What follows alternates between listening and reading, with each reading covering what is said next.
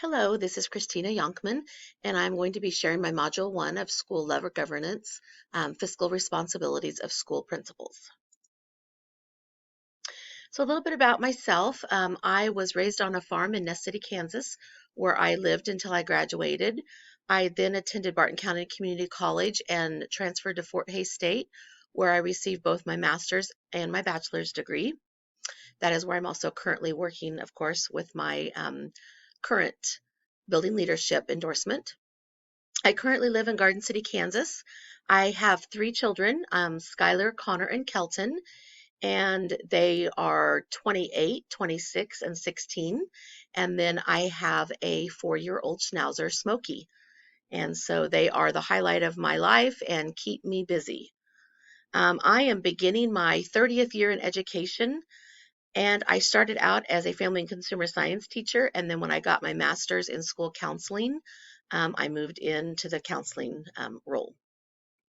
I am currently at the Garden City Achieve School in Garden City, USD 457. Our building is very unique. We have 4 entities within our building. So I am the counselor for the therapeutic education program, where students attend based on IEP needs or mental health needs.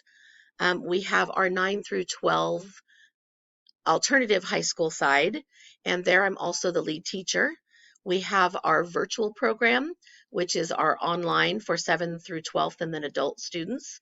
And then we have our day school, and those students are placed there. They have a little bit more severe needs for one-on-one assistance. And so I am the counselor over the whole building, the lead teacher, and then I also do teen mental health first aid for our district. And I am also a Leader in Me lighthouse coordinator for our building. So as I started looking over the assignment and the articles, there were several themes that were very apparent. However, a lot of the information I felt like could go in several of the themes, so I just chose to put it in the theme that I felt like maybe it made the most impact or made the most sense. So we're going to start with the school level governance. This is where I want to start talking about centralized budgeting. This is when the majority of decisions as far as finances are made by the individual or small group of administrators. I see this more possibly in smaller districts, just because they don't have as many staff and higher admin.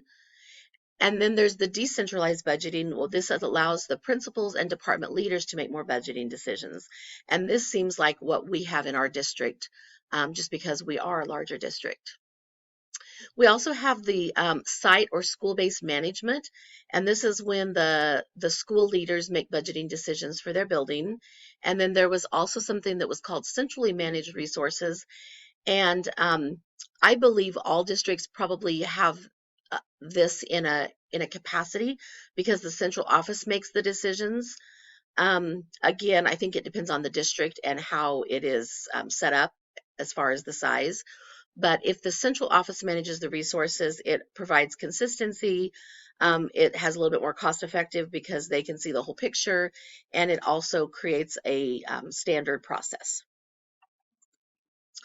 The next theme that we're going to talk about is the success and well-being of students and adults. The articles did talk about per pupil spending, where basically that helps increase the student outcomes, their test scores, graduation rates, and a lot of that is because that money is able to be spent directly on the students. There is additional resources. It's important that we have the funding and the money to provide additional resources for our students and staff to help improve our outcomes. Funding distribution is important, and because that is where we are investing in all students. And in most districts, you have a variety of needs for students. It is important that principals are allowed to communicate the needs, because they know their building and their students and their staff the best. Sometimes a one-size-fits-all approach is not beneficial, and so this will help principals communicate the needs. Also, it's important that principals can act as instructional leaders, because they are over their entire building, and this helps them see the overall picture and help improve student learning. We also, probably within the last, I would say 5 to 7 years, see more multi-tiered systems of support, especially after our COVID. We're seeing much more support and funding for the mental health needs of both students and staff. And then this is also where we see an increase in communication and relationships with parents and students. And this is important for both the building and the district admin. So moving into data-informed decisions, there is a tool called the school by school spending data where principals can look to see if their school is kind of compared to other schools in the district or in the area and make sure that they are feel like they're being fairly funded. And it's also important to gather data from staff and the community about what the student needs are, and also to educate everyone, the staff and the community, about why you're funding certain areas and possibly certain programs. Then we move into the theme of equitable resource plans. This is where it talked a lot about the federal funding. We have all heard about the Title I for lower income families, and a lot of that is based on your the makeup of your students. There's the English language acquisition where the ELL, where students do not speak your language as their first language. So there's going to be additional funding there. Some schools have implemented reading programs through the Reading First program. And I know this last year, one of our district superintendent's main goals was literacy. We have the Individuals with Disabilities Education Act, where we get resources for students with disabilities and students that are on IEPs. There is a grant called Improving Teacher Quality Grants, where we can receive training for our teachers so that they are aware of the information that is needed. And there's foundation grants, and this is more through the state decides. There's a minimum amount per student, and then they calculate what the district's ability is to pay, and they kind of fill in the gap there. So that's everybody working together at all levels. And then we have our guaranteed tax base. And this is what allows districts to tax and spend as if it had the same local property tax base. So a lot of information as far as resources out there for funding.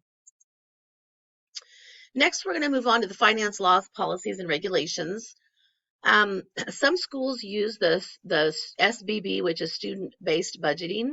This is where they receive dollars based on the number of enrolled students, and so our count day is so very important there. And also the individual needs for students, possibly the ELL, the high poverty, migrant, things like that. Schools receive 3 types of funding through a program called Ministry of Education. So we have operational funding, which is through a grant. We have staffing entitlements, which helps with teacher salary. And then there was something that they talked about with the property funding for capital works and funding for special activities. The majority of the information we looked at said that the local and state puts together about 90% of school budgets, and then the federal makes up about 10% of that. And within the last several years, that's where the ESSA, which was Every Student Succeeds Act, came in, and also the Trump administration's decision to improve educational budgets. Next, we have our principals' financial responsibilities. And you can see here there's a green check mark. That's where I feel like I have seen my principal at work directly. And so the principal's responsibilities include developing their individual building school budget. They oversee any fundraisers and make sure that everything is going properly the way it is and the money is being spent and deposited accurately. They monitor and oversee building accounts, so they work directly with either the secretary or the accountant or whoever is in the building on their building accounts. They follow the Department of Education's guidelines for staff and salaries. I did not mark this directly just because in our district, we are a larger district and we have a department specifically that works with personnel. And so I feel like they are the ones that follow the guidelines and direct our principals and our staff. So I do believe the principals work with that, but just not, I don't see that necessarily quite as directly as maybe smaller schools. Principals need to attend trainings on school funding and finances because there is so much information that we need to know. It is important that they renew and analyze any income and expenditures so that they know what is coming in and going out of their building. It's important that they establish procedures for handling the income and expenditures so that everyone in the building, staff, and teachers are aware of the procedures. And then it's important that they report the use of school funds to the central office if the principal has the control within their building.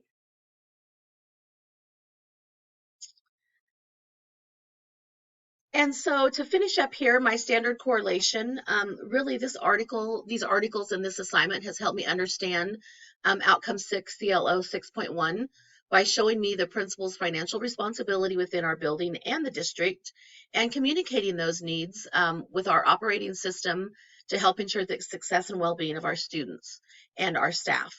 It's important to also follow local, state, and federal laws and regulations in order to develop that equitable school resource plan. The relevancy, this module has really helped me understand the role as a principal and my responsibilities for finances.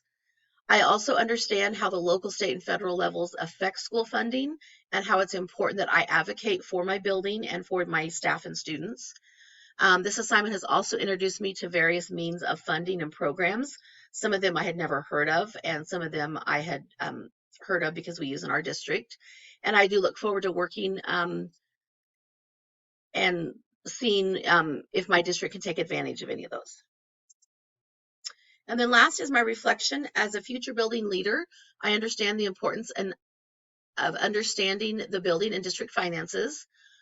I will continue to take training and professional development so that I understand everything as it changes. And I will work closely with my district office to ensure that the decisions I make are in the best interest of not only the district, but my staff and students. And I am very fortunate to work in a larger district where we have a financial officer, and I will work directly with them to make sure that everything is in the best interest of everybody. And then here are my references. I believe there are 3 pages of references. So there were quite a few articles that we were able to look at. And I thank you so much for your time.